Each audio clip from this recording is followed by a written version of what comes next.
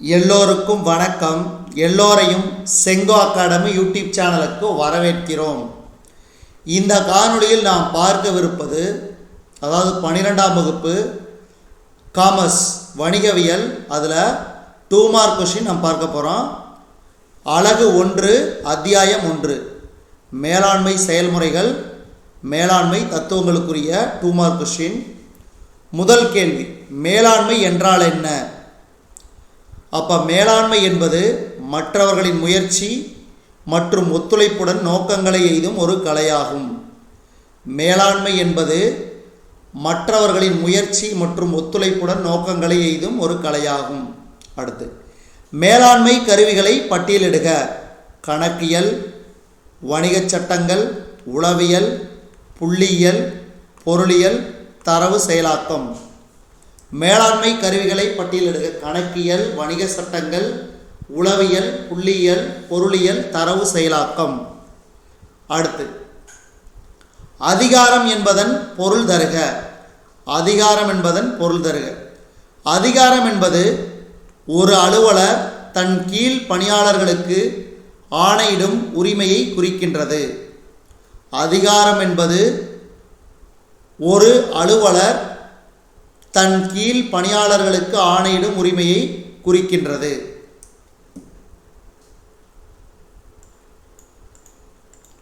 அடுத்தது 4வது கேள்வி, மேற்பார்வை வீச்செல்லை என்பதன் பொருள் யாது? மேற்பார்வை வீச்செல்லை என்பதன் பொருள், ஒரு உயர் அலுவலரால் திறமையாக மேலாண்மை செய்யப்படும் கீழ் பணியாளர்களின் எண்ணிக்கையை மேலாண்மையின் வீச்செல்லை குறிக்கின்றது. ஒரு உயர் அலுவலரால் திறமையாக மேலாண்மை செய்யப்படும் கீழ் பணியாளர்களின் எண்ணிக்கையை மேலாண்மையின் வீச்செல்லை குறிக்கின்றது. அடுத்து, சாப்டர் 2 மேலாண்மை செயல்பாடுகள். அலகு 1ல் சாப்டர் 2 மேலாண்மை செயல்பாடுகள். முதல் கேள்வி, திட்டமிடுதல் என்றால் என்ன? திட்டமிடுதல் என்றால் என்ன? திட்டமிடுதல் என்பது முன்கூட்டியே முடிவெடுத்தலை குறிக்கிறது. திட்டமிடுதல் என்பது முன்கூட்டியே முடிவெடுப்பதை குறிக்கிறது. திட்டமிடுதல் என்பது வருங்கால தேவைகளை பூர்த்தி செய்வதற்கான ஒரு ஆக்கப்பூர்வமான மதிப்பீடு ஆகும். திட்டமிடுதல் என்பது வருங்கால தேவைகளை பூர்த்தி செய்வதற்கான ஒரு ஆக்கப்பூர்வமான மதிப்பீடு ஆகும். அடுத்து, செயலூக்கமளித்தல் என்பதன் பொருள் தருக. செயலூக்கமளித்தல் என்பதன் பொருள் தருக. ஒரு பணியை விரைவாக செய்து முடிப்பதையும் பணியாளர்களின் பணியின் மீதான விருப்பத்தை வளர்ப்பதையும் செயலூக்கமளித்தல் என்ற சொல் உள்ளடக்கியுள்ளது. ஒரு பணியை விரைவாக செய்து முடிப்பதையும் பணியாளர்களின் பணியின் மீதான விருப்பத்தை வளர்ப்பதையும் செயலூக்கமளித்தல் என்ற சொல் உள்ளடக்கியுள்ளது.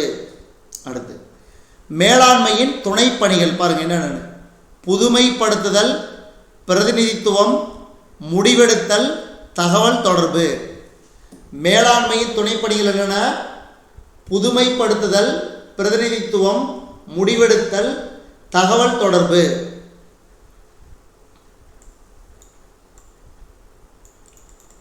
அடுத்து, திட்டமிடுதலுக்கு பயன்படுத்தப்படும் பாரம்பரிய பழமொழி என்ன? திட்டமிடுதலுக்கு பயன்படுத்தப்படும் பாரம்பரிய பழமொழி என்ன? செயல்படுவதற்கு முன் நீங்கள் சிந்தியுங்கள். ஏன்னா நம்ம ஒரு செயலை செய்யும்போது அந்த செயல் நல்லா வருமா வராதா அப்படின்னு சிந்திச்சு செயல்பட்டு நம்ம வெற்றி பெறறதா திட்டமிடுதல். அதே மாதிரி ஆழம் தெரியாமல் காலை விடாதீர்கள். இப்போ ஒரு செயல் உங்களுக்கு தெரியலனா இப்போ அதில் இன்வெஸ்ட் பண்ணுறதோ அல்லது அதை பற்றின புரிதல் இல்லாமல் அதில் இறங்குறதோ கூடாது. அடுத்து, அலகு 1 மேலாண்மை செயல்முறை சாப்டர் 3 குறியிலக்கு மேலாண்மை மற்றும் விதிவிலக்கு மேலாண்மை. குறியிலக்கு மேலாண்மை மற்றும் விதிவிலக்கு மேலாண்மை. அதில் முதல் கேள்வி பாருங்க, குறியிலக்கு மேலாண்மையின் குறிக்கோள்கள் என்ன? குறியிலக்கு மேலாண்மையின் குறிக்கோள்கள் என்ன? முதல் பாயிண்ட், அளவிடுதல் மற்றும் செயல்திறன்களை மதிப்பிடுதல். அளவிடுதல் மற்றும் செயல்திறன்களை மதிப்பிடுதல். அடுத்து இரண்டாவது பாயிண்ட், அமைப்பின் குறிக்கோள்களுடன் தனிப்பட்ட செயல்திறனை தொடர்புபடுத்துதல். அமைப்பின் குறிக்கோள்களுடன் தனிப்பட்ட செயல்திறனை தொடர்புபடுத்துதல்.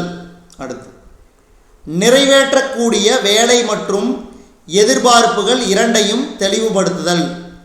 நிறைவேற்றக்கூடிய வேலை மற்றும் எதிர்பார்ப்புகள் இரண்டையும் தெளிவுபடுத்துதல். அடுத்து கீழ்நிலை பணியாளர்களின் திறனை அதிகரித்தல் மற்றும் வளர்ச்சி அடைய செய்தல். கீழ்நிலை பணியாளர்களின் திறனை அதிகரித்தல் மற்றும் வளர்ச்சி அடைய செய்தல். இதுதான் குறியிலக்கு மேலாண்மையின் குறிக்கோள்கள். அடுத்து விதிவிலக்கு மேலாண்மையின் பொருளை எடுத்து கூறுக. விதிவிலக்கு மேலாண்மை என்பது நெறிமுறையிலிருந்து விலகி போகும் நிகழ்வுகளை அடையாளம் காண்பதற்கும் கையாளுவதற்கும் கவனம் செலுத்துகின்ற வணிக நிர்வாகத்தின் ஒரு பாணியாகும்.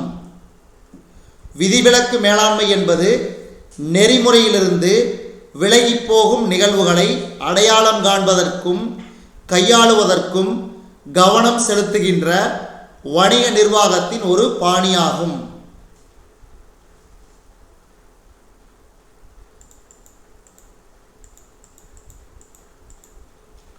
அடுத்து இதில் மூன்றாவது கேள்வி, குறியிலக்கு மேலாண்மையின் ஏதேனும் இரண்டு நன்மைகளை குறிப்பிடுக. குறியிலக்கு மேலாண்மையின் ஏதேனும் இரண்டு நன்மைகள். குறியிலக்கு மேலாண்மையின் செயல்முறை மேலாளர்களுக்கு ஒட்டுமொத்த அமைப்பில் தங்களது பங்கை புரிந்து கொள்ள உதவுகின்றது. குறியிலக்கு மேலாண்மையின் செயல்முறை மேலாளர்களுக்கு ஒட்டுமொத்த அமைப்பில் தங்களது பங்கை புரிந்து கொள்ள உதவுகின்றது. திட்டமிடுதலுக்கான தேவையையும் மற்றும் திட்டமிடுதலுக்கான பாராட்டுதலையும் மேலாளர் அங்கீகரிக்க செய்கிறது. அடுத்த மூன்றாவது பாயிண்ட், குறியிலக்கு மேலாண்மை உதவியால் அதிகார பகிர்வு எளிதாக செய்யப்படுகிறது. குறியிலக்கு மேலாண்மையின் உதவியால் அதிகார பகிர்வு எளிதாக செய்யப்படுகிறது. அடுத்து முக்கிய முடிவு பகுதிகள், அதாவது கீ ரிசல்ட்ஸ் ஏரியாஸ், KRA என்பது என்ன?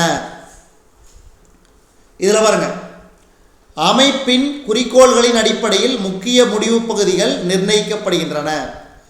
அமைப்பின் குறிக்கோள்களின் அடிப்படையில் முக்கிய முடிவு பகுதிகள் நிர்ணயிக்கப்படுகின்றன. முக்கிய முடிவு பகுதிகள் முன்னுரிமை அடிப்படையில் அமைக்கப்படுகிறது. முக்கிய முடிவு பகுதிகள் ஒரு அமைப்பின் வலிமையை குறிக்கிறது. லாபம், சந்தை நிலவரம், புதிய கண்டுபிடிப்புகள் போன்றவை முக்கிய முடிவு பகுதிகளுக்கு உதாரணங்களாகும். அமைப்பின் குறிக்கோள்களின் அடிப்படையில் முக்கிய முடிவு பகுதிகள் நிர்ணயிக்கப்படுகின்றன. முக்கிய முடிவு பகுதிகள் முன்னுரிமை அடிப்படையில் அமைக்கப்படுகிறது. முக்கிய முடிவு பகுதிகள் ஒரு அமைப்பின் வலிமையை குறிக்கிறது. லாபம், சந்தை நிலவரம், புதிய கண்டுபிடிப்புகள் போன்றவை முக்கிய முடிவு பகுதிகளுக்கு உதாரணங்களாகும். ஸோ முதல் 3 சாப்டர் பார்த்தாச்சு.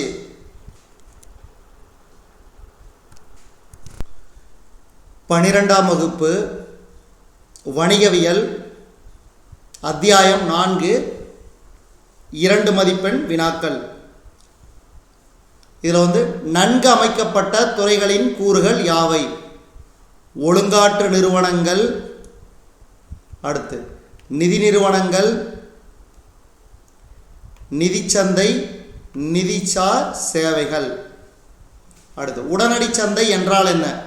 ஆவணங்களை வழங்கலும் ரொக்கம் பெறுதலும் உடனடியாக நடைபெறும் சந்தை உடனடி சந்தை ஆகும். அதாவது தீர்வு உடனடியாக நடைபெறுகிறது. அடுத்து கடன் சந்தை என்றால் என்ன? கடன் கருவிகளை வர்த்தகம் செய்வதற்கான நிதிச்சந்தை கடன் சந்தை ஆகும்.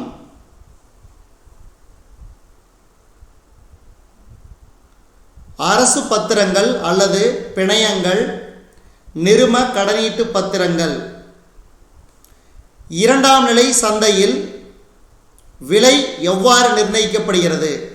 இரண்டாம் நிலை சந்தையில் தேவை மற்றும் அளிப்பு அடிப்படையில் விலை நிர்ணயம் செய்யப்படுகிறது. அடுத்து அத்தியாயம் 5 மூலதன சந்தை. மூலதனச் சந்தை என்றால் என்ன? மூலதனச் சந்தை என்பது நிதி பத்திரங்களான பிணையங்கள் மற்றும் பங்குகளின் வர்த்தகத்தில் ஈடுபடும் வாங்குபவர்கள் மற்றும் விற்பவர்கள் கூடும் ஒரு சந்தை தான் மூலதனச் சந்தை. அடுத்து OTCI சிறுகுறிப்புரை. இது இந்திய உடனடி பங்கு மாற்றகம். பங்குகளை இந்தியா முழுவதும் மின்னணு மூலம் வியாபாரம் செய்யும் நோக்கத்தோடு முதன்மை நிதி நிறுவனங்களால் உருவாக்கப்பட்டதே OTCI என்பதாகும். இதன் மூலம் முதலீட்டாளர் மற்றும் நிறுவனத்திற்கு சில பிரச்சனைகள் இருந்தபோதும் வெளிப்படைத்தன்மை, விரைவான முடிவு, நெகிழ்வுத்தன்மை ஆகிய நன்மைகளையும் அளிக்கிறது. மூலதன சந்தையின் பங்கேற்பாளர்கள் யார் யார்னா ஈடுபடுபவர்கள் தனிநபர்கள், நிறுவனங்கள், அரசு வங்கிகள் மற்றும் இதர நிதி நிறுவனங்கள் போன்றவைகளை உள்ளடக்கியதுதான் மூலதன சந்தையின் பங்கேற்பாளர்கள். அடுத்து மூலதன சந்தையில் விலை எவ்வாறு நிர்ணயிக்கப்படுகிறது? பத்திரங்களின் விலை மூலதன சந்தையில் பத்திரங்களின் தேவை மற்றும் அளிப்பை பொறுத்து தீர்மானிக்கப்படுகிறது. அடுத்த அத்தியாயம் 6 பணச்சந்தை. வைப்பு சான்றிதழ் சந்தை என்றால் என்ன? அதாவது வைப்பு சான்றிதழ் வங்கிகள் மற்றும் நிதி நிறுவனங்களால் வழங்கப்படும் குறுகிய கால வைப்பு ஆவணங்களாகும். இவற்றை வங்கிகளும் நிதி நிறுவனங்களும் தங்களது நிதி ஆதாரங்களை உயர்த்தி கொள்வதற்கான வெளியிடுகின்றன. அரசு பத்திரங்கள் சந்தை என்றால் என்ன? அரசு அல்லது தங்கமுனை பத்திரங்களை வாங்கவும் விற்கவும் கூடிய ஒரு சந்தைக்கு அரசு பத்திர சந்தைகள் பத்திரங்கள் சந்தை என்று பெயர். அடுத்து ஏலமிடுதல் என்பதன் பொருள். ஏலமிடுதல் என்பதன் பொருள் யாது? வர்த்தகர்கள் ஒருவரோடு போட்டியிடும் முறையில் பத்திரங்களை அதிகபட்ச விலைக்கு விற்க மேற்கொள்ளப்படும் ஒரு வர்த்தக முறையே ஏலமிடுதல் என அழைக்கப்படுகிறது. ரெண்டு டைம் படிக்கூடாதுன்றீங்க, பட் இருந்தாலும் இதை மறுபடியும் படிக்கிறேன். வர்த்தகர்கள் ஒருவரோடு போட்டியிடும் முறையில் பத்திரங்களை அதிகபட்ச விலைக்கு விற்க மேற்கொள்ளப்படும் ஒரு வர்த்தக முறையே ஏலம் விடுதல். அடுத்து மாறுதல் என்பதன் பொருள் யாது? ஒரு பத்திரங்களை வாங்குவதற்காக மற்றொரு பத்திரத்தை விற்பனை செய்ய கொண்டு செல்லும் நடவடிக்கையின் ஒரு பகுதியாக இரண்டாம் நிலை சந்தையின் இந்திய ரிசர்வ் வங்கி மேற்கொண்ட அதன் திறன் சந்தை செயல்பாடு மாறுதல் என்று அழைக்கப்படுகிறது.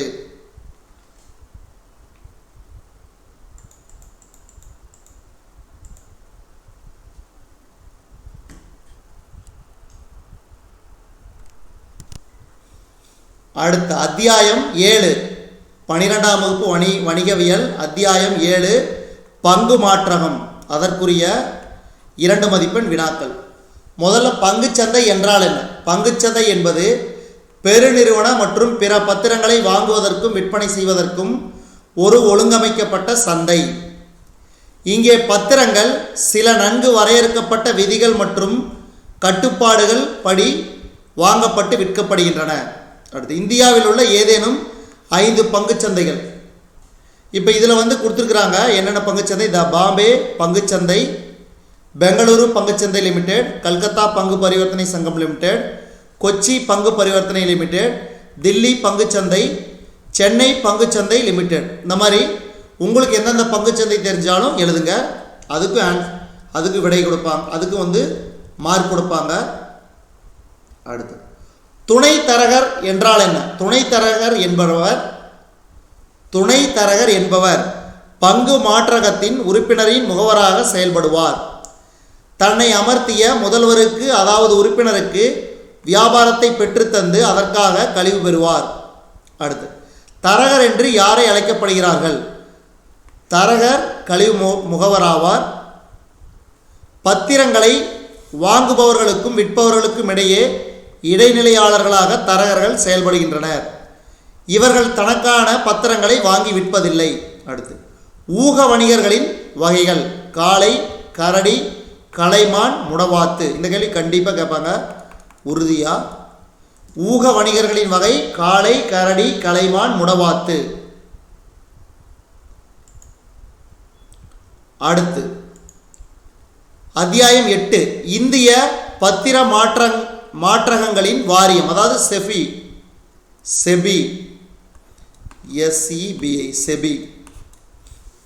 செபி பற்றி சிறுகுறிப்பு. நமது மூலதன சந்தையை ஒழுங்குபடுத்தவும் மற்றும் கட்டுப்படுத்தவும் இந்தியாவில் உருவாக்கப்பட்ட உயர் அமைப்பு இந்திய பத்திர மற்றும் மாற்றங்களின் வாரியம்.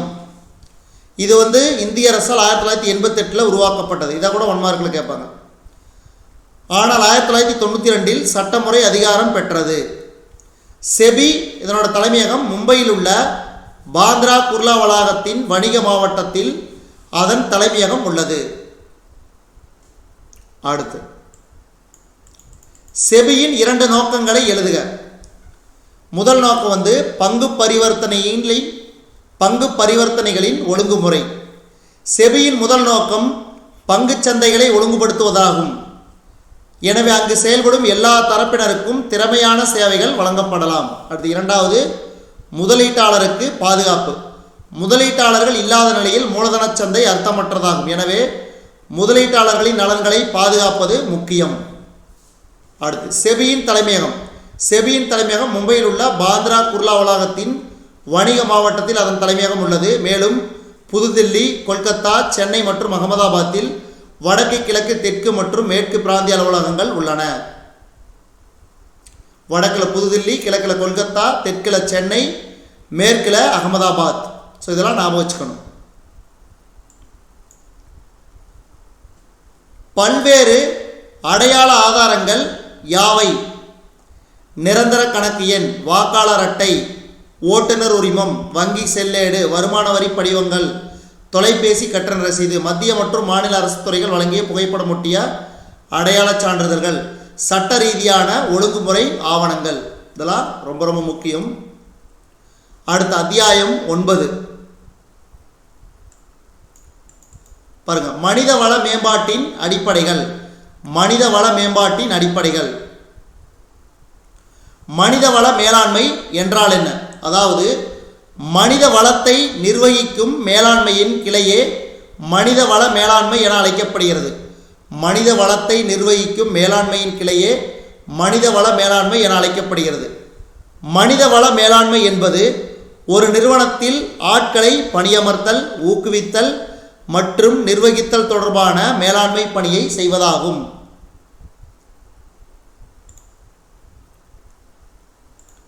மனிதவள மேலாண்மையின் இயல்புகளில் ஏதேனும் 2 உலகளவில் பொருத்தமானது, இலக்கு சம்பந்தமானது. உலகளவில் பொருத்தமானது மனிதவள மேலாண்மை உலகளவில் பொருந்தக்கூடியதாக உள்ளது.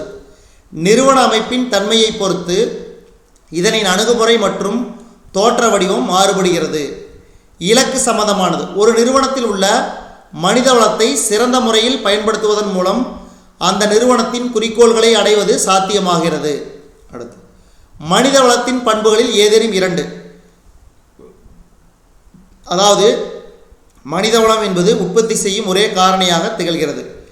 பிற அனைத்து வளங்களையும் மனித வளம் உருவாக்குகிறது. பணியமர்த்தப்பட்ட பணியாளர்களை கொண்டதே தவிர மனித வளம் என்பது பணியாளர் அல்ல. அடுத்து மனிதவள மேலாண்மையின் மேலாண்மை பணிகள் என்னென்ன? திட்டமிடுதல், அமைத்தல், இயக்குவித்தல், கட்டுப்படுத்துதல். அடுத்து அத்தியாயம் 10 ஆட்சேர்ப்பு முறைகள். ஆட்சேர்ப்பின் பொருள் தருக. ஒரு நிறுவனத்தில் உள்ள பல்வேறு பணியிடங்களுக்கு பொருத்தமான நபர்களை தேர்ந்தெடுக்கும் பணி செயல்முறையே ஆட்சேர்ப்பு எனப்படுகிறது. பதவி உயர்வு, அதாவது பணிமூப்பு மற்றும் தகுதியின் அடிப்படையில் பணியாளர்கள் நிறுவன அமைப்பின் படிநிலையில் உள்ள கீழ்மட்ட நிலையிலிருந்து மேல்மட்ட நிலைக்கு சென்று பணிபுரிய வாய்ப்பு அளிக்கப்படுகிறதா பதவி உயர்வு.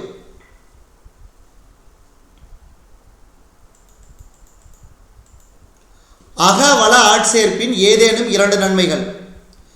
1 இடமாற்றம், 2வது பதவி உயர்வு. இடமாற்றம் என்ன? ஒரு துறையில் இருக்கும் உபரி பணியாளர்களை பற்றாக்குறை உள்ள மற்ற துறைகளுக்கு பணிமாற்றம் செய்வதன் மூலம் காலி பணியிடங்களுக்கு தேவையான பணியாளர்களை எளிமையான வழியில் நிரப்பலாம்.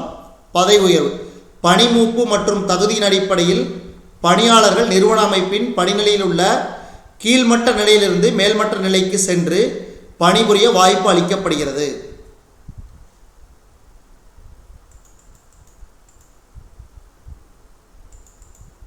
அடுத்தது ஆட்சேர்ப்பு முறையில் வேட்டையாடுதல் என்றால் என்ன?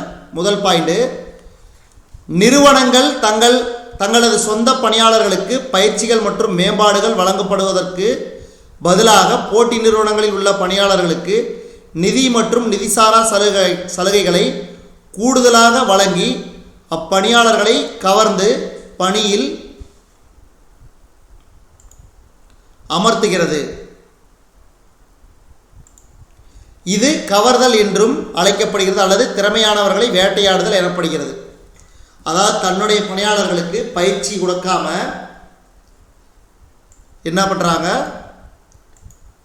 போட்டி நிறுவனங்களில் உள்ள பணியாளர்கள் நிதி மற்றும் நிதிசாரா சலுகைகளை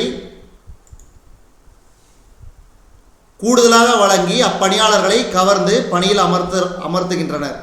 அதுதான் கவர்தல் அல்லது திறமையானவர்களை வேட்டையாடுதல் என்று அழைக்கப்படுகிறது.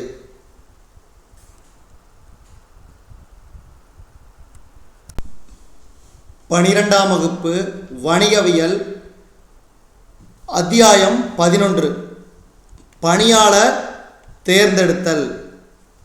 இதில் உள்ள 2 மார்க் 2 மதிப்பெண் வினாக்கள். கேள்வி, தேர்ந்தெடுத்தல் என்றால் என்ன? அதாவது தேர்வு என்பது பணி நாடுவோரை வேறுபடுத்தி பார்த்து ஆய்ந்தறிந்து சரியான நபரை உரிய பணிக்கு அடையாளம் கண்டு அப்பணிக்கு அவரை வெற்றிகரமாக பணியமர்த்தும் நிலை தேர்ந்தெடுத்தல். தேர்வு என்பது விண்ணப்பதாரர்களை வகைப்படுத்தி பணிக்கு மிகவும் பொருத்தமானவரை தேர்ந்தெடுப்பதே ஆகும். அடுத்து இரண்டாவது கேள்வி, நேர்காணல் என்றால் என்ன? தேர்வு நடவடிக்கைகளில் அடுத்த நிலை நேர்காணல். இது வயர் எனும் பிரெஞ்சு வார்த்தையிலிருந்து வந்தது. இதன் பொருள் மற்றவரை காணல் என்பதாகும். தேர்ந்தெடுப்பவர் மற்றும் தேர்ந்தெடுக்கப்படுபவர் இருவரும் முகத்திற்கு முகம் பார்த்து அறிந்து உரையாடுபவரை குறிக்கிறது. அடுத்து நுண்ணறிவு பரிசோதனை என்றால் என்ன? நுண்ணறிவு பரிசோதனை என்றால் என்ன? நுண்ணறிவு திறன் சோதனை என்பது ஒரு வகை உளவியல் ரீதியான சோதனை. இது மூளையின் சிந்திக்கும் ஆற்றல், மனத்திறன், நுண்ணறிவு போன்றவற்றை சோதிக்க பயன்படும்.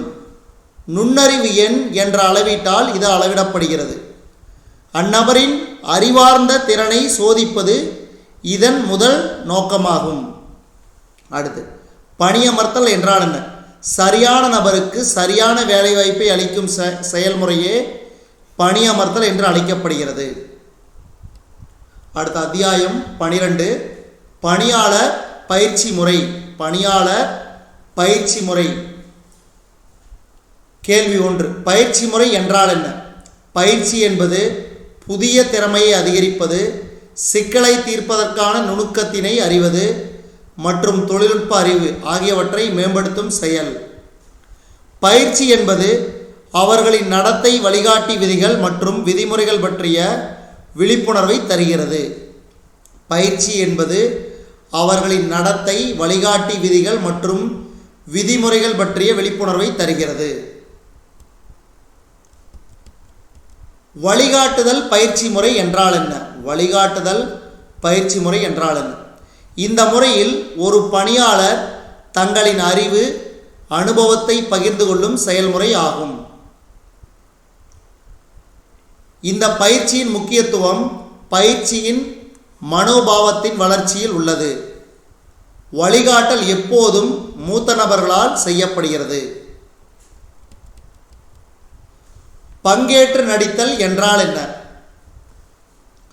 பங்கேற்று நடித்தல் என்பது பயிற்றுவிப்பாளர்கள் பதவியின் சூழ்நிலையை அல்லது பதவியில் நியமிக்கப்பட்ட பாத்திரத்தை விளக்குவார். அவர்கள் எந்த ஒத்திகையும் இல்லாமல் ஒதுக்கப்படும் பாத்திரங்கள் செயல்பட வேண்டும்.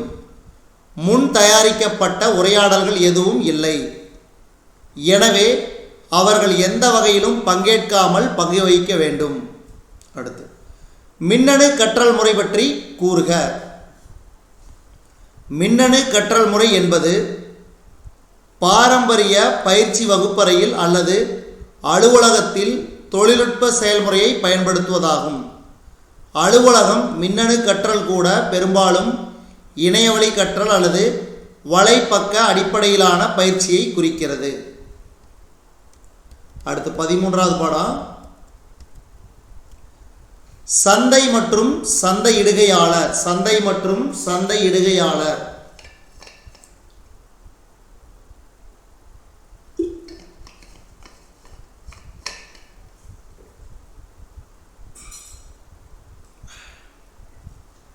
சந்தை என்ற சொல், இதில் சந்தை என்றால் என்ன? சந்தை என்ற சொல் மார்க்கெட்ஸ் என்ற லத்தீன் சொல்லிலிருந்து பெறப்பட்டது. வணிகம் நடைபெறும் இடத்தை குறிப்பது சந்தை. சந்தையின் பொதுவான பயன்பாடானது பொருட்களை வாங்குதல் மற்றும் விற்பனை செய்வதற்கான ஒரு இடமாக திகழ்கிறது. சந்தை இடுகையாளர் வரைவிலக்கணம் தருக. தொழில் அகராதி பாருங்க. யார் ஒருவர் ஒரு குறிப்பிட்ட நுகர்வோருக்கான பண்டங்கள் மற்றும் பணிகளின் தேவைகளை அறிந்து பூர்த்தி செய்வதோடு மட்டுமல்லாமல் நிறுவனங்கள் சார்பாக பண்டங்கள் மற்றும் பணிகளை சந்தையிடுகை செய்கிறாரோ அவரே சந்தையிடுகையாளர் ஆவார். அடுத்து, ஒழுங்குமுறை சந்தை என்றால் என்ன? அரசின் சட்டம் மற்றும் விதிகளுக்கு உட்பட்டு சந்தை நடவடிக்கைகள் மேற்கொள்ளப்படுகிறது. அரசின் சட்டம் மற்றும் விதிகளுக்கு உட்பட்டு சந்தை நடவடிக்கைகள் மேற்கொள்ளப்படுகிறது. மேலும் இதன் செயல்பாடுகள் அனைத்தும் சட்ட முறைப்படி கட்டுப்படுத்தப்படுகிறது. உதாரணமாக மும்பை, கொல்கத்தா, சென்னை பங்குச்சந்தைகள். அடுத்து, கள்ளச்சந்தை என்றால் என்ன? மன்னிக்கவும், களசந்தை. நான் கள்ளன்னு சொல்லிட்டேன். களசந்தை. களசந்தை என்பது பொருளுக்கான விற்பனை நடவடிக்கை முடிவடைந்த அதே நேரத்தில் அப்பொருள் விநியோகம் செய்வது மட்டுமின்றி உடன் உரிமை மாற்றமும் செய்யப்படுகிறது. களச்சந்தை.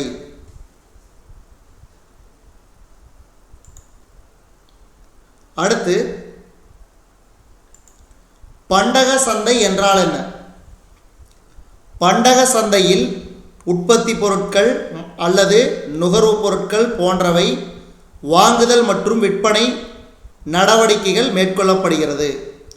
பண்டக சந்தையில் உற்பத்தி பொருட்கள் அல்லது நுகர்வு பொருட்கள் போன்றவை வாங்குதல் மற்றும் விற்பனை நடவடிக்கைகள் மேற்கொள்ளப்படுகிறது.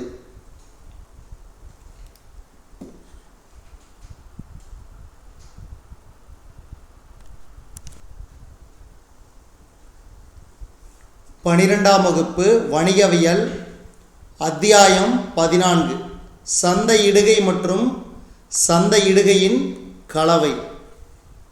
இந்த பாடத்திற்குரிய 2 மதிப்பெண் வினாக்கள். முதல் கேள்வி, சந்தையிடுதல் என்றால் என்ன?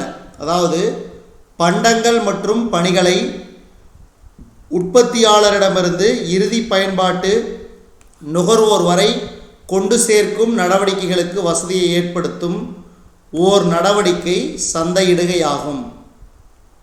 சந்தையிடுகை கலவையின் வரைவிலக்கணம்.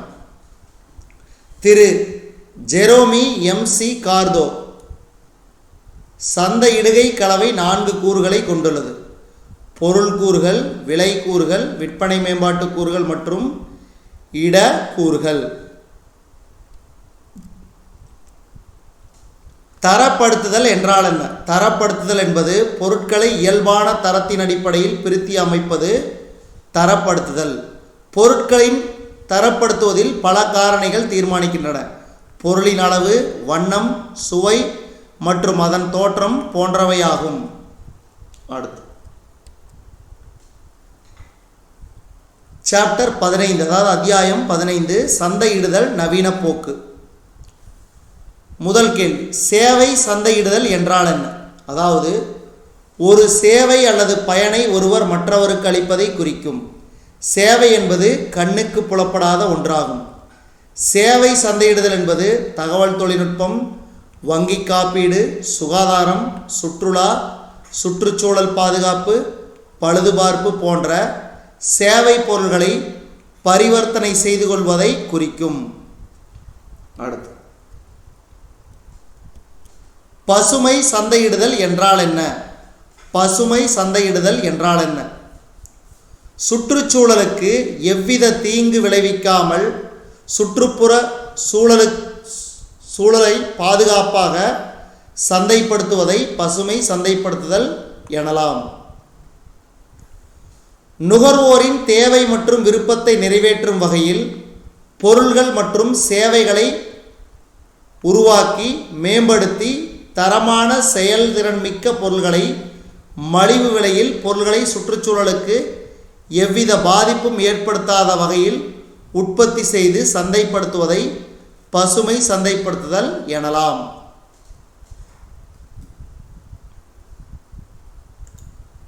அடுத்து மூன்றாவது கேள்வி.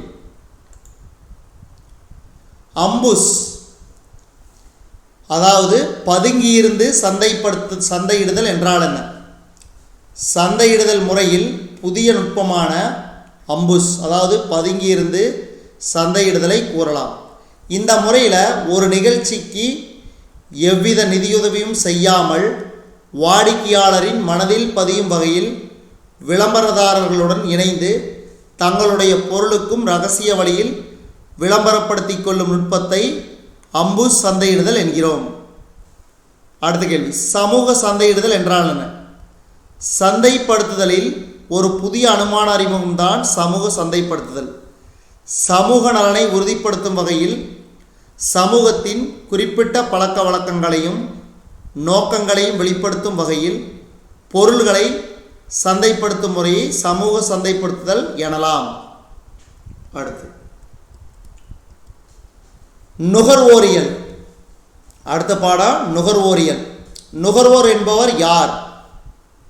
அதாவது உற்பத்தியாளரிடமிருந்து அல்லது விற்பனையாளரிடமிருந்து பொருட்களை வாங்குவோர் அல்லது இயற்கை வளங்களை கொண்டு உருவாக்கப்பட்டு அதாவது காற்று நீர் இயற்கை வளங்கள் அல்லது பிறரால் உற்பத்தி செய்யப்பட்டு விற்கப்படும் பொருட்களை பயன்படுத்துபவரே நுகர்வோர்.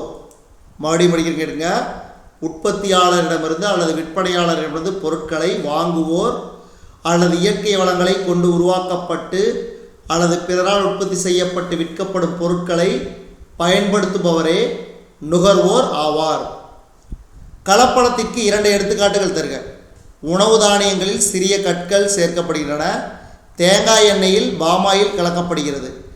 தேனின் அளவை அதிகரிப்பதற்காக தண்ணீர் மற்றும் சர்க்கரை சேர்க்கப்படுகிறது. ஸோ இதெல்லாம் கலப்படத்திற்குரிய உதாரணங்கள். அதே மாதிரி நம்ம மிளகில் பப்பாளி விதையை கலக்கிறது. ஸோ இந்த மாதிரி சொல்லிக்கிட்டே போகலாம். வாங்குவோர் ஜாக்கிரதை என்றால் என்ன? பொருட்களை வாங்கியவர் அப்பொருள் தனது எதிர்பார்ப்புகளை ஈடு செய்யவில்லை எனில் அதற்கு பொருட்களை விற்றவர் எந்த வகையிலும் பொறுப்பாக மாட்டார். பொருட்களை வாங்கியவர் அதற்கு நிவாரணம் தேட இயலாது என நுகர்வோரை எச்சரிக்கை செய்யும் தத்துவமே வாங்குவோர் ஜாக்கிரதை அல்லது விழித்திரு எனும் கோட்பாடாகும். அடுத்து விற்பனை ஜாக்கிரதை என்றால் என்ன? விற்பனையாளர் எச்சரிக்கையுடன் இருக்க வேண்டும் என்ற கோட்பாட்டின் அடிப்படையில் பொருட்கள் விற்பனை செய்யப்படுகின்றன. விற்பனையாளர்கள் தங்களது பொறுப்பிலிருந்து தப்பிக்க இயலாது. விளம்பரங்களில் பொருள்கள் உள்ளது உள்ளபடி என்ற அடிப்படையில் விற்பனை செய்யப்பட்டாலொழிய பொருட்களை வாங்குபவருக்கு அப்பொருளை வாங்குவதற்கான நோக்கத்தை அப்பொருள் நிறைவேற்றும் என்ற உத்தரவாதத்தின் அடிப்படையிலேயே விற்பனையாளர் அப்பொருளை விற்பனை செய்ய வேண்டும். ஸோ இப்போ இந்த 2 கேள்வியில் ஏதாவது ஒரு கேள்வி கண்டிப்பாக உறுதியாக கேட்பாங்க.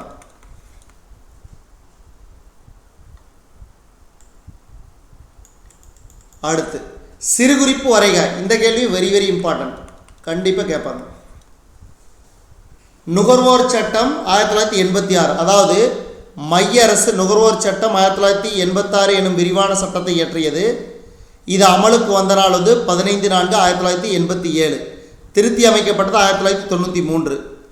இச்சட்டம் சுருக்கமாக கோப்ரா என்று அழைக்கப்படுகிறது. கோப்ரான என்ன? நுகர்வோர் பாதுகாப்பு சட்டம். இச்சட்டம் ஏமாற்று நோக்குடைய குறைபாடுடைய பொருட்கள், குறைபாடுடைய சேவைகள், நேர்மையற்ற வணிக நடைமுறைகள் மற்றும் பல்வேறு வகையான சுரண்டல்களிலிருந்து நுகர்வோரை பாதுகாக்கின்றது. அடுத்த பாடம் நுகர்வோரின் உரிமைகள், கடமைகள் மற்றும் பொறுப்புகள். பாருங்க, தெரிவிக்கும் உரிமை ரைட் டு பி இன்ஃபார்ம்டு பற்றி சிறுகுறிப்பு வரைக. பொருட்களை வாங்கும் பொழுது நுகர்வோர் அப்பொருட்களை பற்றிய அனைத்து விதமான தகவல்களையும் கேட்டு பெற வேண்டும். விளம்பரம் மற்றும் பெயரிடல் செயல் மூலம் பொருட்களை பற்றிய விவரம் அதன் கட்டுமம் மீது தெளிவாக வெளிப்படுத்தப்பட வேண்டும். இதன் உட்பொருள் என்னவென்றால், பொருட்களை உற்பத்தி செய்பவரும் விநியோகிப்பவரும் அப்பொருட்களை பற்றிய தகவல்களை முழுமையாக வெளிப்படுத்த வேண்டும் என்று நுகர்வோர் எதிர்பார்க்கின்றனர்.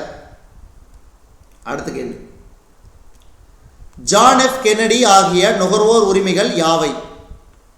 ஜான் எஃப் கென்னடி கூறிய நுகர்வோர் உரிமைகள் யாவை? முன்னாள் அமெரிக்க ஜனாதிபதி திரு ஜான் எஃப் கென்னடி அவர்கள் அடிப்படையான நுகர்வோர் உரிமை என்பது பாதுகாப்பில் உரிமை, தகவல் பெறும் உரிமை, தேர்ந்தெடுக்கும் உரிமை மற்றும் கேட்கும் உரிமை என்று கூறுகிறார். அடுத்து, வணிகத்தின் தலையாய நோக்கங்கள் யாவை? வியாபார சுழற்சியில் நுகர்வோர்தான் முக்கிய புள்ளியாக கருதப்படுகிறார். வியாபார சுழற்சியில் நுகர்வோர்தான் முக்கிய புள்ளியாக கருதப்படுகிறார். நுகர்வோரின் தேவை மற்றும் விருப்பங்கள் குறித்தான திருப்தி வியாபாரத்தின் முதன்மையான மற்றும் தலையாய நோக்கமாகும்.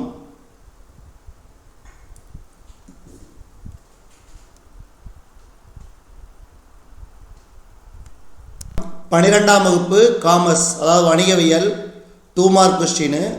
அதில் அத்தியாயம் 18, சாப்டர் 18, குறைதீர்ப்பு செயல்முறை. குறைதீர்ப்பு செயல்முறை. முதல் கேள்வி, குறைதீர்ப்பு குறிப்பு வரைக. நுகர்வோர் தங்கள் உரிமைகள், சலுகைகளை பற்றி அறியாமல் சுரண்டப்படுகிறார்கள். அவர்களை காப்பாற்ற அரசாங்கம் தேவையான நடவடிக்கைகளை எடுத்துள்ளது. நுகர்வோர் குறைதீர்க்க 3 அடுக்கு நீதிமன்றங்கள் செயல்படுகின்றன. அது என்னன்னா, மாவட்ட மன்றம், மாநில ஆணையம், தேசிய ஆணையம்.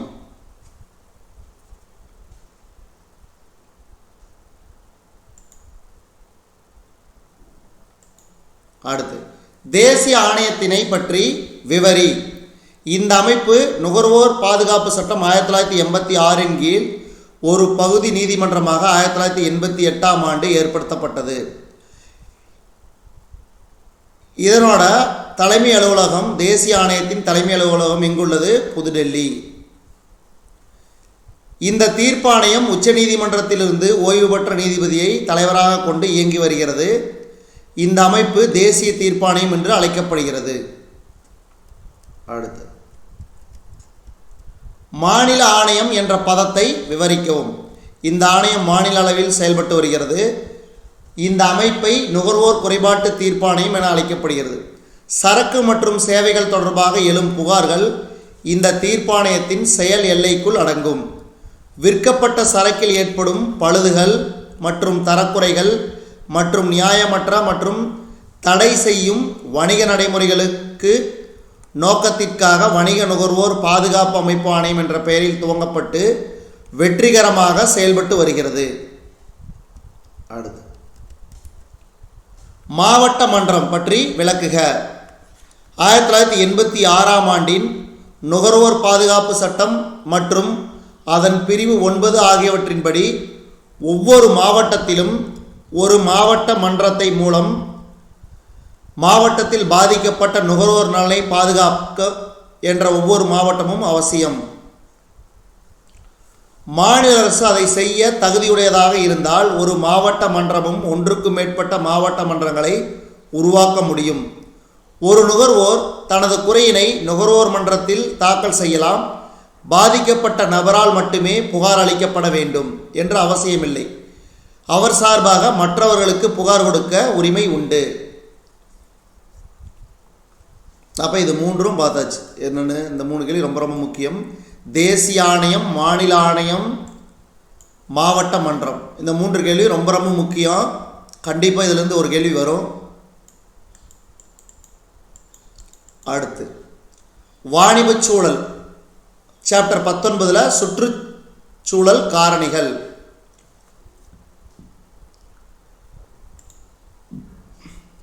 உட்புற சூழல் என்றால் என்ன? உட்புற சூழல் என்றால் என்ன? உட்புற சூழல் என்பது நிறுவனத்தின் உட்புறத்தோடு தொடர்புடைய காரணிகளாகும். எனவே இவற்றை கட்டுப்படுத்துதல், மாற்றியமைத்தல் போன்றவற்றை நிறுவனங்கள் எளிதில் மேற்கொள்ள முடியும். உதாரணமாக கொள்கைகள் மற்றும் திட்டங்கள், நிறுவன கட்டமைப்பு, ஊழியர்கள், நிதி மற்றும் வளங்கள் போன்றவை. அடுத்து, பெருநிறுவன நிர்வாகத்தின் பொருள் என்ன? பெருநிறுவன ஆளுகை என்பது ஒரு நிறுவனத்தை நிர்வகிக்கும் விதிகள் மற்றும் கொள்கைகள் ஆகும்.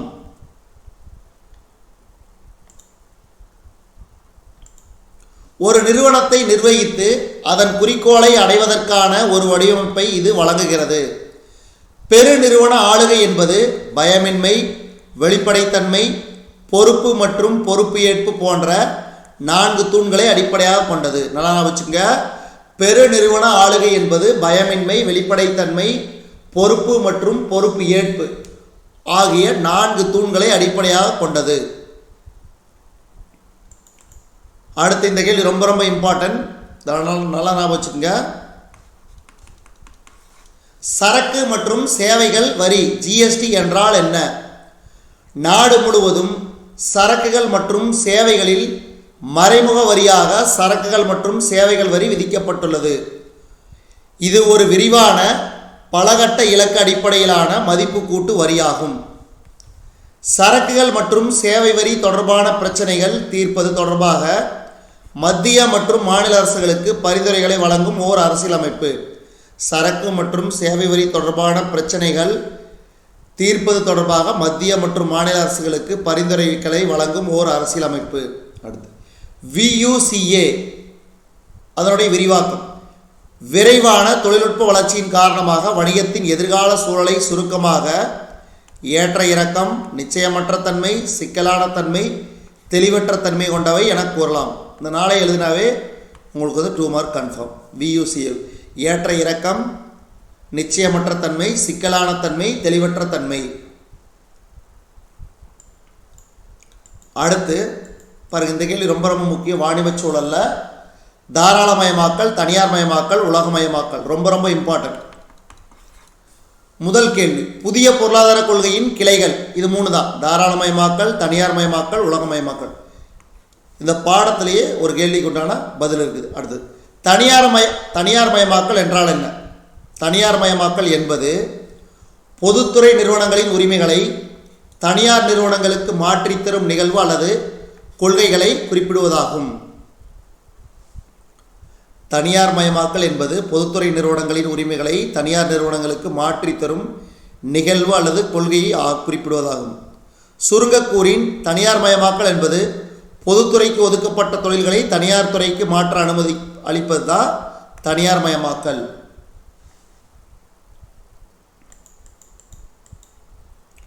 தாராளமயமாக்கலின் ஏதேனும் 2 குறைபாடுகள்: வேலையின்மையை அதிகரித்தல், உள்நாட்டு தொழிலாளர்களின் இழப்பு, அயல் நாடுகளின் சார்ந்திருத்தல், சமநிலையற்ற வளர்ச்சி. அடுத்து உலகமயமாக்கலின் ஏதேனும் 2 நன்மைகள்: வெளிநாட்டு ஒத்துழைப்பை கூட்டுதல், சந்தை விரிவாக்கம், தொழில்நுட்ப வளர்ச்சி. அடுத்த பாடம் பாருங்க. சரக்கு விற்பனை சட்டம் 1930, அதாவது சரக்கு விற்பனை சட்டம் 1930 மற்றும் மாற்று முறை ஆவண சட்டம் 1981 அலகுல அத்தியாயம் 21. சரக்கு விற்பனை ஒப்பந்தம் என்றால் என்ன? சரக்கு விற்பனை ஒப்பந்தம் என்பது எந்த ஒப்பந்தத்தின் வாயிலாக பொருளை விற்பவர் வாங்குனருக்கு விலை என்ற மறுபயன் பெற்றுக்கொண்டு பொருளின் மீதான உரிமையை மாற்றி தருகிறாரோ அதுவே சரக்கு விற்பனை ஒப்பந்தமாகும். பாருங்க, சரக்கு விற்பனை ஒப்பந்தம்னா என்ன? எந்த ஒப்பந்தத்தின் வாயிலாக பொருளை விற்பவர் வாங்குனருக்கு விலை என்ற மறுபயன் பெற்றுக்கொண்டு பொருளின் மீதான உரிமையை மாற்றி தருகிறாரோ அதுவே சரக்கு விற்பனை ஒப்பந்தமாகும்.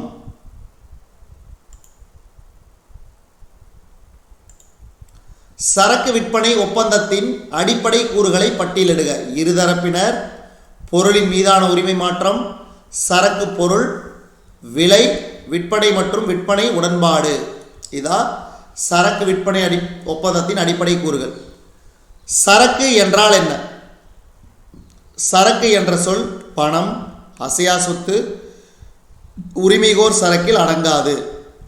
சரக்கு என்ற சொல்லில் பணம், அசையா சொத்துகள், உரிமைகோர் போன்றவை அடங்காது. மேலும் சரக்கில் அனைத்து அசையும் சொத்துக்களான பங்குகள், பயிர்கள், கண்ணுக்கு புலனாகாத இனங்களான நட்பெயர், காப்புரிமை, பதிப்புரிமை, வணிகக் குறிகள், வியாபார சூத்திரம் போன்றவை உள்ளடங்கும்.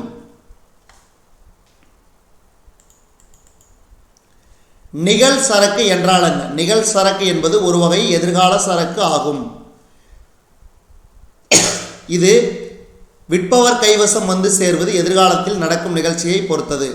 உதாரணமாக, ஏ என்பவர் பி என்பவரோடு ஒரு குறிப்பிட்ட ஓவியம் சியிலிருந்து கிடைத்தால் விற்பனை செய்கிறேன் என ஒப்பந்தத்தில் ஈடுபட்டால் அந்த ஓவியப் பொருள் வரு நிகழ்சார் சரக்கு என்று பொருள்படும்.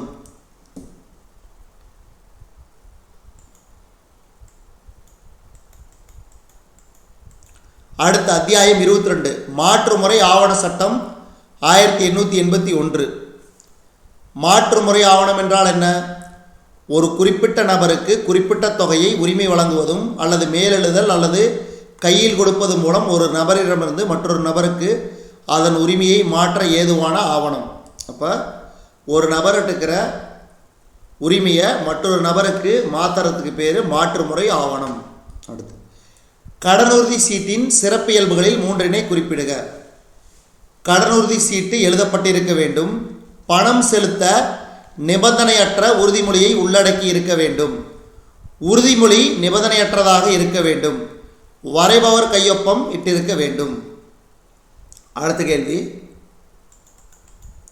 காசோலை என்றால் என்ன?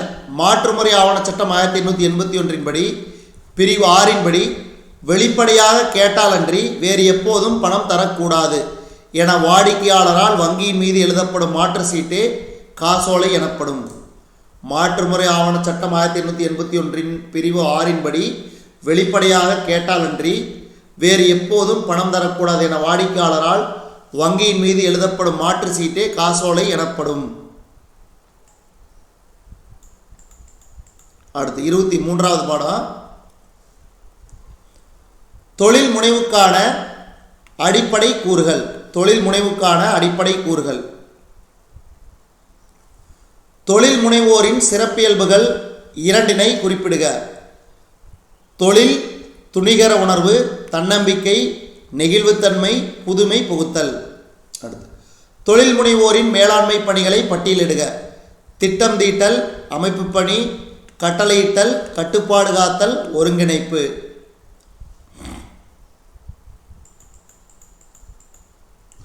தொழில் முனைவோரின் தோற்றுவிப்பு பணிகளை குறிப்பிடுக. வாய்ப்புகளை கண்டறிதல், தொழிலின் நோக்கத்தினை தீர்மானித்தல், ஆழ்ந்த பகுப்பாய்வு, தொழில் நிறுவனத்தின் அமைப்பு முறையினை தேர்வு செய்வது, தொழில் துவங்கும் சடங்கு முறைகள், தொழில் திட்டம் தயாரித்த செயல். அடுத்து மகளிர் தொழில் முனைவோர் சந்திக்கும் சிக்கல்களை எழுதுக.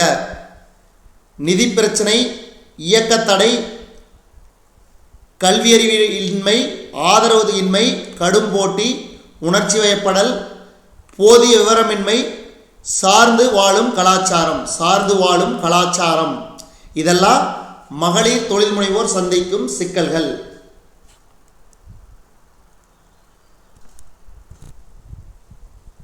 பனிரெண்டாம் வகுப்பு வணிகவியல் அலகு 9 தொழில் முனைவு மேம்பாடில் அத்தியாயம் 24 தொழில் முனைவோர்களின் வகைகள். இதில் உள்ள 2 மார்க் பார்க்க போகிறோம். முதல் கேள்வி, வியாபார தொழில் முனைவோரின் இதர பெயர்கள். உற்பத்தி தொழில் செய்யும் தொழில் முனைவோர், தனி தொழில் முனைவோர், வணிக தொழில் முனைவோர். அடுத்து கூட்டு பங்கு தொழில் முனைவோரின் மற்றொரு பெயர் தோற்ற பணியாளர். அடுத்து பாருங்க, இந்த கேள்வி கண்டிப்பாக உறுதியாக கேட்பாங்க. வேளாண் தொழில் முனைவோர் என்பவர் யார்? வேளாண் தொழில் முனைவோர் வேளாண் பொருட்களை விளைவித்து சந்தையிடும் தொழிலை முனைகின்றனர். வேளாண் தொழில் முனைவோர் வேளாண் பொருட்களை விளைவித்து சந்தையிடும் தொழிலை முனைகின்றனர். இவர்கள் பல்வேறு இயற்கை சார்ந்த உள்ளீட்டு பொருட்களான உரம், விதை, தண்ணீர், பூச்சிக்கொல்லி மருந்துகள், உழைப்பு போன்ற இடுபொருட்களை கொண்டு உணவுப் பொருட்களை உற்பத்தி செய்கின்றனர். இவங்க தான் வேளாண் தொழில் முனைவோர். தெளிவான தொழில் முனைவோருக்கு உதாரணம் திருவாளர்கள் திருபாய் அம்பானி, ஜாம்செட் டாடா, டிவி சுந்தரம் ஐயங்கார், சேஷாத்ரி, பிர்லா, நாராயணமூர்த்தி, அசீம் பிரேம்ஜி ஆகியவர்கள் தெளிவான தொழில் முனைவோருக்கு உதாரணம் சொல்லலாம்.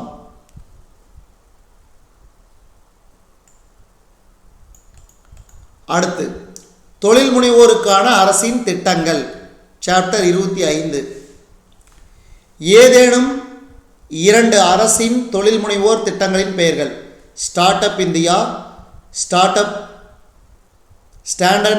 அப் இந்தியா, டிஜிட்டல் இந்தியா அல்லது இலக்குமுறை இந்தியா, இந்தியாவில் தயாரிப்பு திட்டம், அடல் புதுமை திட்டம், ஜன்தன் ஆதார் மொபைல். இதெல்லாம் தொழில் முனைவோர் திட்டங்கள். எதனும் 2 எழுதுனீங்கன்னா போதும், உங்களுக்கு 2 மார்க் கொடுத்துருவாங்க. டிஜிட்டல் இந்தியாவை பற்றி குறிப்பு வரைக்கும் இது கண்டிப்பாக கேட்பாங்க. டிஜிட்டல் இந்தியா திட்டத்தின் மூலம் அனைத்து அரசின் சேவைகளும் பயனாளிகளுக்கு மின்னணு முறையில் வழங்கப்பட்டு வருகிறது. டிஜிட்டல் இந்தியா திட்டத்தின் மூலம் அனைத்து அரசின் சேவைகளும் பயனாளிகளுக்கு மின்னணு முறையில் வழங்கப்பட்டு வருகிறது. இதனால் இந்திய பொருளாதாரம் மின்னணு பொருளாதாரமாக மாறி வருகிறது. உலகெங்கும் கிடைக்கும் பொருட்கள் மற்றும் பணிகளை மக்கள் மின்னணு முறையில் பெற வகை செய்திடும் அறிவு பொருளாதாரமாக இந்திய பொருளாதாரம் மாறி வருகிறது என்றால் அது மிகையாகாது. அடுத்து தொழில் முனைவோருக்கு தேவைப்படும் 2 விதமான நிதி. நீண்டகால நிதி. நிலையான சொத்துக்களை பெறுவதற்கு நீண்டகால நிதி தேவையும், குறுகிய கால நிதி. நடைமுறை மூலதனத்திற்கு குறுகிய கால நிதி சேவையும் தேவைப்படுகிறது. தொழில் முனைவோர் நிதி நிறுவனங்களால் பரிந்துரைக்கப்பட்ட தொடக்க மூலதனத்தை கொண்டு வர வேண்டும். அடுத்து 26வது சாப்டர். நிறுமச் சட்டம் 2013. நிறுமம் உருவாக்கத்தில் உள்ள 4 நிலைகள் யாவை? நிர்வாகம், பதிவு செய்தல், முதல் போடுதல், வியாபாரத்தை தொடங்குதல். நிர்வாகம், பதிவு செய்தல், முதல் போடுதல், வியாபாரத்தை தொடங்குதல். அடுத்து ஊக்க பங்குகள் என்றால் என்ன? ஊக்க பங்குகள்னா செயல்முறை விதிகளின்படி ஒரு நிறுவனமானது தனது முதலில் ஏற்பட்ட லாபத்தை பெருக்கும் நோக்கில் முழுவதும் செலுத்தப்பட்ட பங்குகளை ஊக்க பங்காக வெளியிடுகிறது. இது நிறுவனத்தின் பொதுவான இயல்புகளுக்கு வெளியிடப்படுகிறது. குறிப்பாக சொன்னால் நிறுவனத்தின் உபரிகளையும் மற்றும் காப்புரிமைகளையும் முறையாக பயன்படுத்துதல். அடுத்து உரிமை பங்குகள் என்றால் என்ன? ஒரு நிறுவனமானது தனது உரிமை பங்குகளை வெளியிடும். அதன் முக்கியத்துவம் அந்த நிறுவனத்தின் பங்களிப்பு பங்கு முதலை உயர்த்துவது ஆகும்.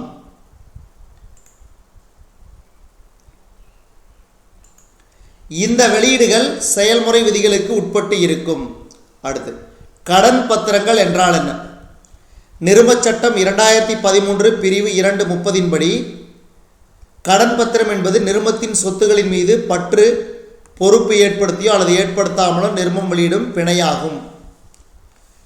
கடன் பத்திர தொகுதி, பாண்டு முதலான பிணையங்களும் கடன் பத்திரம் என்பதில் அடங்கும். அடுத்த பாடம் அத்தியாயம் 27. நிறும மேலாண்மை. மேலாண்மையில் முக்கிய நபர்களை எவ்வித நிறுவனங்கள் நியமனம் செய்திருக்க வேண்டும்? ஒவ்வொரு பட்டியலிடப்பட்ட நிறுவனம் ரூபாய் 10 கோடி மற்றும் அதற்கு மேல் பங்கு கொண்டுள்ள ஒவ்வொரு பொது நிறுவனம். அடுத்த கேள்வி, முழு நேர இயக்குனர் என்பவர் யார்? இது கண்டிப்பாக கேட்பாங்க. முழு நேர இயக்குனர் என்பவர் யார்? நிறுவனத்தின் இயக்குனராக பணிபுரியும் ஒருவர் தனது வேலை நேரம் முழுவதையும் நிறுவனத்தின் வளர்ச்சிக்காக பயன்படுத்துவதும், மேலும் இதன் மூலமாக நிறுவனத்திற்கு வருமானம் ஏற்படும் வகையில் குறிப்பிடத்தக்க நேரடி ஆர்வத்தை காட்டுபவரே முழுநேர இயக்குனர். நிறுவனத்தின் இயக்குனராக பணிபுரியும் ஒருவர் தனது வேலை நேரம் முழுவதையும் நிறுவனத்தின் வளர்ச்சிக்காக பயன்படுத்துவதும், மேலும் இதன் மூலமாக நிறுவனத்திற்கு வருமானம் ஏற்படும் வகையில் குறிப்பிடத்தகுந்த நேரடி ஆர்வத்தை காட்டுபவரும் முழுநேர இயக்குனர். அடுத்து மேலாண்மை இயக்குனர் என்று யாரை அழைக்கிறோம்? இயக்குனராக நிறுவனத்தில் பணிபுரியும் ஒருவர் அதிகபட்சமாக அதிகாரங்களை கொண்டவருமாக நிறுவனத்தின் நிர்வாகத்தில் அதிகபட்சமான சுதந்திரமுடையவர். நிறுவனத்தை வழிநடத்துவதற்கும் இயக்குனர்களை கட்டுப்படுத்தும் உரிமையும் இவருக்கு உண்டு. அடுத்து, எந்த இயக்குனர் செயல் இயக்குனராக செயல்பட முடியும்? செயலாக்க இயக்குனர் நிறுவனத்தின் முதல் தலைமை அதிகாரி என்ற பொறுப்பை வகிக்கிறார். அந்த நிறுவனத்தின் நோக்க நிலையை அடையும் பொருட்டு தேவையான அனைத்து முடிவுகளையும் எடுக்கும் பொறுப்பை வகிக்கிறார் செயல் இயக்குனர். மேலும் நிறுவனம் வெற்றிக்கு இவர் பங்கு முக்கியமாகிறது. இன்றைய உலகளாவிய வர்த்தகத்தில் தலைவர் மற்றும் தலைமை செயல் அலுவலர், மேலாண்மை இயக்குனர் அல்லது சிஇஓ, சீஃப் எக்ஸிக்யூட்டிவ் ஆஃபீஸர், தலைமை செயல் அதிகாரி என்ற வார்த்தைகள் ஒரே பொருள் தரக்கூடிய இணை சொற்களாக பயன்படுத்தப்படுகின்றன. அடுத்து கடைசி பாடம் நிறுமச் செயலர். சாப்டர் 28. செயலர் என்பவர் யார்? நிறுமக் கொள்கைகள் குறித்த இரகசியங்களை காத்தல், நிதி சார்ந்த முடிவுகள் எடுத்தல் மற்றும் பணியாளர்களின் தேவைகளை பூர்த்தி செய்தல் போன்ற முக்கிய பொறுப்புகள் நிறும செயலருக்கு உண்டு. நிறுமக் கொள்கைகள் குறித்த இரகசியங்களை காத்தல், நிதி சார்ந்த முடிவுகள் எடுத்தல் மற்றும் பணியாளர்களின் தேவைகளை பூர்த்தி செய்தல் போன்ற முக்கிய பொறுப்புகள் நிறும செயலருக்கு உண்டு. நிறுவனத்தின் செயல்பாடுகளை இயக்கும் நபரே நிறுமச் செயலர் என அழைக்கப்படுகிறார். அடுத்து, கூட்டம் என்றால் என்ன? ஒரு நிறுவனத்தின் கூட்டம் என்பது பல வகையான சட்ட விதி கூறுகளுக்கு உட்பட்டு முறையான வகையில் ஒருங்கிணைக்கப்படும் நபர்களின் குழுவை கூட்டம் எனலாம். ஒரு நிறுவனம் தனது செயல்பாடுகள் குறித்த பல முடிவுகளை எடுக்க பல வகையான கூட்டங்களை குறிப்பிட்ட கால இடைவெளிக்கு ஒரு முறை கூட்ட வேண்டியது அவசியமாகிறது. அடுத்து, பகரால் சிறுகுறிப்பு வரை, இது கண்டிப்பாக கேட்பாங்க. நிறுமக் கூட்டத்தில் ஒரு பங்குனரின் பிரதிநிதியாக செயல்பட்டு பங்குனரின் முடிவுகளை செயல்படுத்தும் முகவரை பகரால் எனலாம். நிறுமக் கூட்டத்தில் ஒரு பங்குனரின் பிரதிநிதியாக செயல்பட்டு பங்குனரின் முடிவுகளை செயல்படுத்தும் முகவரை பகரால். இவர் கூட்டத்தில் கலந்து கொள்ள முடியும், ஆனால் வாக்களிக்க முடியாது. வாக்கெடுப்பு என்றால் என்ன? வாக்கெடுப்பு என்ற வார்த்தை லத்தீன் வார்த்தையான வாக்கம் என்ற சொல்லிலிருந்து தோன்றியது. ஒரு முன்மொழிவுக்கு ஆதரவோ அல்லது எதிராகவோ ஒருவர் தனது விருப்பத்தை உரிய முறையில் பதிவு செய்வதை வாக்கெடுப்பு குறிக்கிறது. ஸோ இத்துடன் 12ஆம் வகுப்பு காமர்ஸ், அதாவது வணிகவியல் 2 மதிப்பெண் வினாக்கள் அனைத்தும் முடிவடைந்தது. நன்றி.